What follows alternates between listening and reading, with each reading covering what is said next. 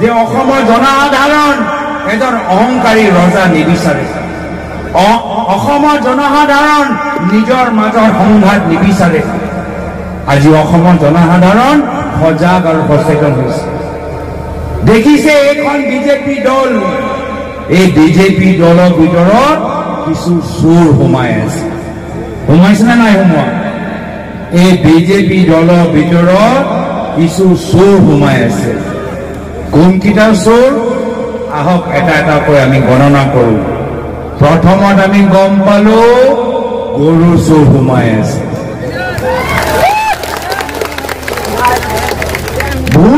নানান ধৰণৰ চোৰ সোমাই আছে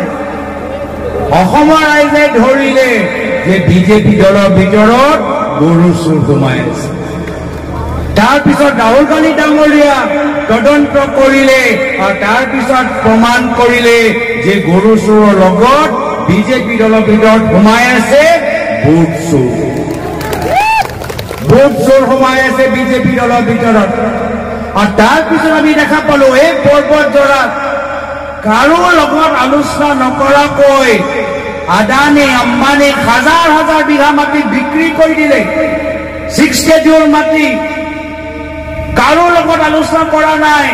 এনে ধৰণে অসমৰ 40,000 বিঘা মাটি জনজাতিৰ মাটি বড়ো মানুহৰ মাটি ৰাভা মানুহৰ মাটি মিচিং মানুহৰ মাটি গাৰো মানুহৰ মাটি কাৰো লগত আলোচনা নকৰাকৈ হিমন্ত বিশ্ব শৰ্মা ডাঙৰীয়া আদানী আৰু আম্বানী আৰু পতঞ্জলিক চম্ভালি দিছে তাৰ মানে তেওঁলোকৰ মাজত মাটি চুৰ সোমাই আছে নিৰ্বাচনী সভা আয়োজন কৰা ইমান সহজ নহয় কিন্তু নিৰ্বাচনী সভা তেতিয়াহে সফল হয় যেতিয়া জনসাধাৰণৰ সমৰ্থন থাকে আৰু সেই কাৰণে এই প্ৰখৰ ৰ'দৰ তলত আপোনালোকে ইমান যে ধৈৰ্য সহকাৰে আমাৰ কথাখিনি যে শুনি আছে মই আটাইতকৈ বেছি শ্ৰদ্ধা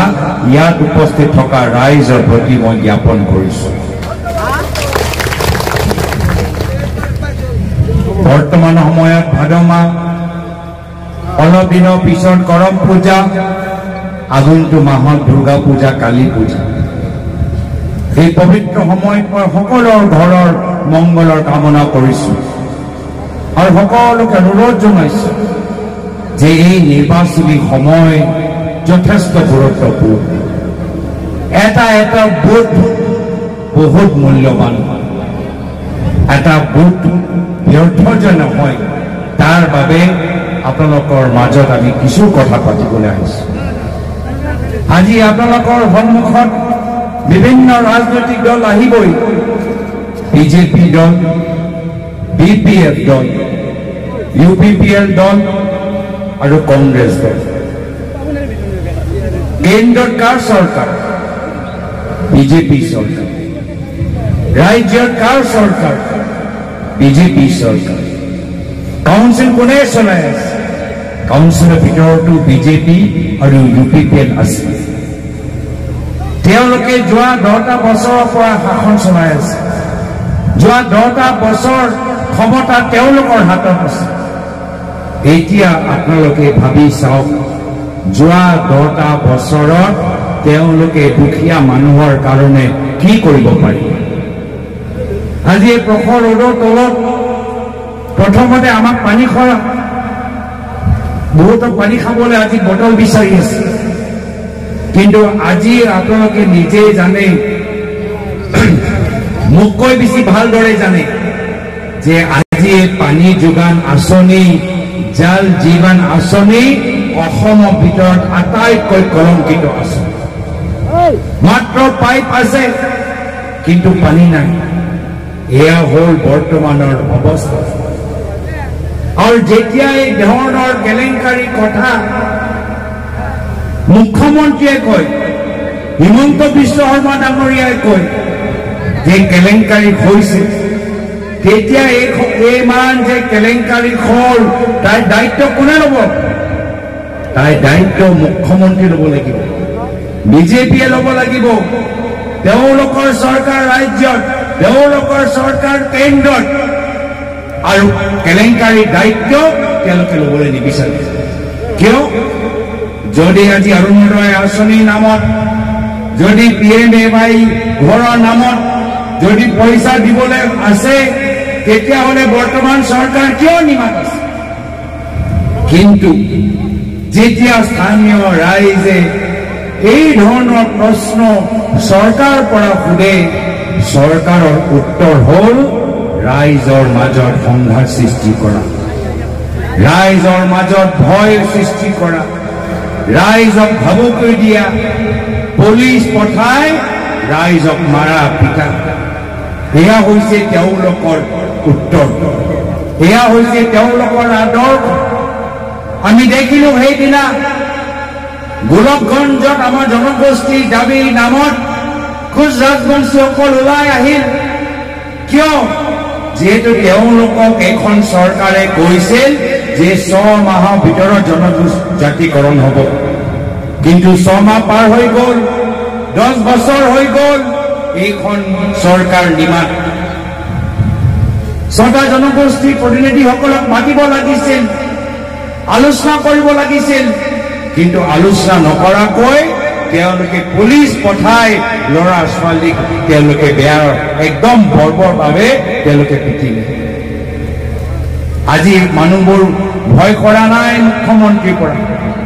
যদি মুখ্যমন্ত্ৰীয়ে হিমন্ত বিশ্ব শৰ্মা ডাঙৰীয়া ভাবে যে অসমৰ ৰাইজে তেওঁৰ পৰা ভয় কৰে এই মঞ্চৰ পৰা আমি তেওঁলোকক জনাবলৈ বিচাৰো যে অসমৰ জনসাধাৰণৰ লগত আজি কংগ্ৰেছ দল থিয় হৈ আছে কোনো পৰ্যায়ে হিমন্ত বিশ্ব শৰ্মা ডাঙৰীয়াৰ পৰা ভয় কৰিব নালাগে আৰু সেইটো আমি দেখিছো উজনি অসমত মৰাণ জনগোষ্ঠী তিনিচুকীয়াত ওলাই আহিছে ৰাস্তাত জনজাতি দাবীৰ নামত আজি ওলাই আহিছে কিন্তু তেখেতৰ লগত আলোচনা কৰা কোনো সাহস আজি তাৰিখত মুখ্যমন্ত্ৰীৰ ওচৰত নাই মুখ্যমন্ত্ৰী মাত্ৰ এটাহে কথা জানে যে কেনেদৰে আপোনালোকৰ মাজত সংঘাত লগাই যায় আজি আমি ৰকিবুল হুছেইন ডাঙৰীয়া আৰু মই পাতি আছো যে এটা সময়ত এই দ্বিতীয় অঞ্চলত কিমান অশান্তি কিমান হিংসা আছিল মানুহবোৰ সন্ধিয়া ঘৰৰ পৰা ওলাই যাওঁতে ভয় কৰিছিল কিন্তু 2001 চনত কংগ্ৰেছৰ চৰকাৰ আহিল প্ৰয়াত তৰুণ গগৈদেৱৰ চৰকাৰ আহিল আৰু এটা পিছত এটা প্ৰয়াত তৰুণ গগৈদেৱ কংগ্ৰেছ চৰকাৰে বিভিন্ন সংগঠনৰ লগত চুক্তি কৰি বিটিআৰ অঞ্চলত শান্তি আনিলে বিটিআৰ গঠন হ'ল এনডিএফবিৰ লগত চুক্তি হ'ল বিভিন্ন মানুহবোৰে বন্দুকৰ ৰাস্তা এৰি আমাৰ মেইনষ্ট্ৰীম ৰাজনীতিক ভৰি দিলে উন্নয়নৰ কামবোৰ আৰম্ভ হ'ল কংগ্ৰেছৰ দিনত ল'ৰা ছোৱালী আজি দেখা পাইছো মই ল'ৰা ছোৱালীক ক'বলৈ বিচাৰো আজি কম্পিউটাৰ যুগ AI যুগ আমাৰ দিনতে কংগ্ৰেছ চৰকাৰ সময়ত মেট্ৰিক পৰীক্ষাত ফাৰ্ষ্ট ডিভিজন পোৱা ল'ৰা ছোৱালীবোৰ বিনামূলীয় কম্পিউটাৰ কংগ্ৰেছৰ পৰা পাইছে এয়া আছিলে আমাৰ চিন্তাধাৰা যে কেনেদৰে নৱপ্ৰজন্মৰ মাজত আমি শিক্ষা পোহৰ লৈ যাব পাৰো মহিলাসকল আজি দেখা পাইছো মহিলাসকলৰ বাবে কংগ্ৰেছ চৰকাৰে কিমানবোৰ আঁচনি ওলালে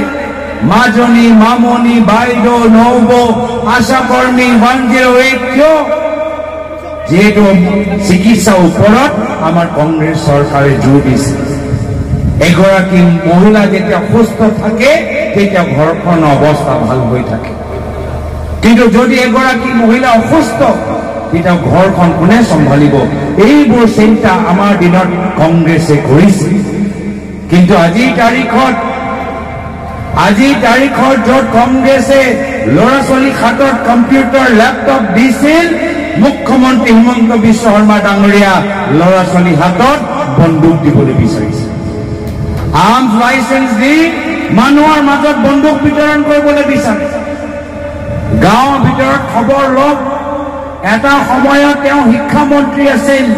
শিক্ষা কি অৱস্থা গাঁৱৰ ভিতৰত আজি তাৰিখত গাঁৱৰ ভিতৰত চৰকাৰী স্কুল বন্ধ কৰা গৈছে মদৰ দোকান খোলা গৈছে এয়া হৈছে বৰ্তমানৰ অৱস্থা আমি কংগ্ৰেছ দলে বিচাৰো যে নৱপ্ৰজন্মৰ হাতত স্কলাৰশ্বিপ থাকক স্পৰ্টছৰ প্ৰতিযোগিতাত ভাগ লৈ তেওঁলোকৰ হাতত মেডেল থাকক। এয়া হ'ল আমাৰ